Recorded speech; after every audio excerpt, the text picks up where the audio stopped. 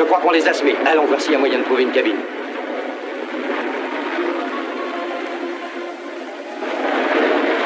Je crois que vous l'avez échappé belle. Et comment? Il y a une chose de bien dans tout ce qui m'est arrivé, c'est que j'ai profité de cette fuite pour ne pas régler ma note d'hôtel. Vous n'êtes pas étouffé par les scrupules, vous, alors? Aucun scrupule, je suis amoureux. Et de vous par-dessus le marché. Pardon, vous disiez? Vous avez entendu. Voilà. Je vous aime, je voudrais vous épouser. Moi aussi, je vous aime et je voudrais vous épouser. Comme ça, la grande scène d'amour que j'ai préparée ne sert à rien. Ça vous ennuie? Rien ne m'ennuie, je ne suis plus le même homme. C'est dommage, Johnny. Vous savez, je commençais à aimer votre premier aspect. Pour être tout à fait franc avec vous, je pensais que j'aurais plus de mal à vous convaincre. Seulement, vous ne perdez rien pour attendre. Ce que j'ai à vous dire, vous le saurez un jour. Johnny, ne soyez pas tellement pressé. Après les noces d'or, vous m'en reparlerez. Je ne sais pas si j'aurai assez de toute ma vie pour vous dire ce que j'ai préparé. Oh, étiez-vous tellement sûr de pouvoir me les dire un jour? Je ne croyais pas avoir la moindre chance. Seulement, j'y pensais. Vous aviez raison. Vous croyez que votre père acceptera? Mais certainement, puisqu'il saura que je suis heureuse.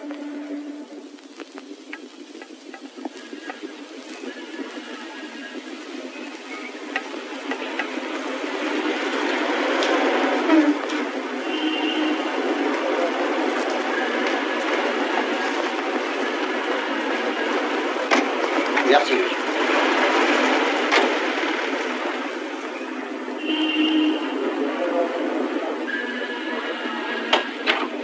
Bonjour, Miss Carroll. Bonjour, John. Papa va bien? Il est levé? Oui, Miss, il prend son petit déjeuner. Venez.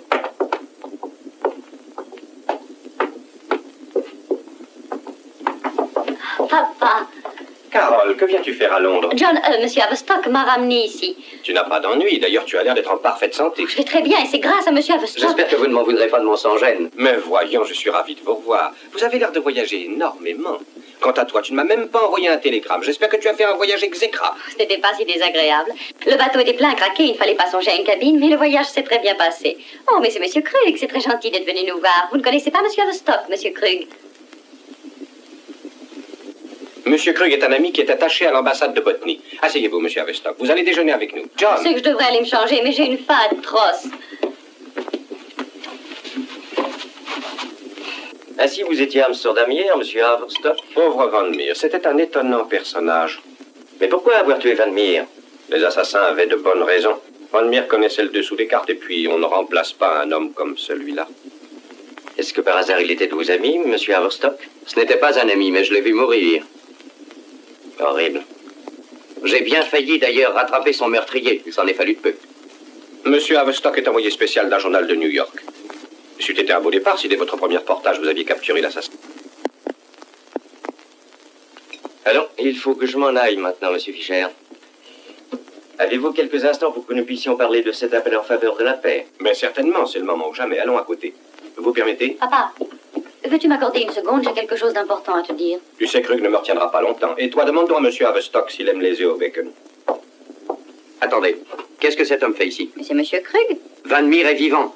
Mais je viens de Ce voir... n'est pas lui, c'est son sosie qui a été tué. Van Meer, le vrai, a été kidnappé. Je l'ai vu dans un moulin près d'Amsterdam. Mais qu'est-ce que Monsieur Krug vient faire là-dedans? Vous vous rappelez ma description de l'homme du moulin? Vous voulez dire le chandail? En effet. Oh, mais c'est impossible. Nous avons connu Monsieur Krug. Écoutez, votre Krug a conduit Van Meer par avion la nuit dernière en Angleterre, je l'affirme. En êtes-vous bien certain? Mais évidemment, je vous dis que j'ai vu Krug comme je vous vois. Quelle terrible responsabilité si vous vous trompiez, et d'un autre côté, si vous... Attendez-moi là.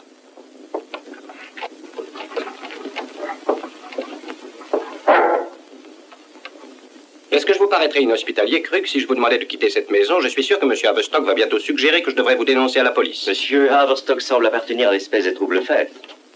Je croyais qu'il devait être mis hors d'état de nuire par nos agents à Amsterdam. En effet, en vérité, je ne comprends pas. À moins que la présence de Miss Fischer ne les ait gênés dans leur mission. Il aurait mieux valu qu'elle soit mise dès le début dans la confidence. Laissez ma fille en dehors de tout cela. Je vous demande pas. Le journaliste est vraiment gênant. Je n'ai encore jamais eu à m'occuper de choses de ce genre. Grâce à vous, Krug. Il faut bien que quelqu'un se charge de ces détails sordides. Mais je préfère que ceci n'ait pas lieu chez moi. Après tout, je ne suis qu'un politicien. En un sens. Et les politiciens, en général, n'usent guère de semblables méthodes envers leurs invités.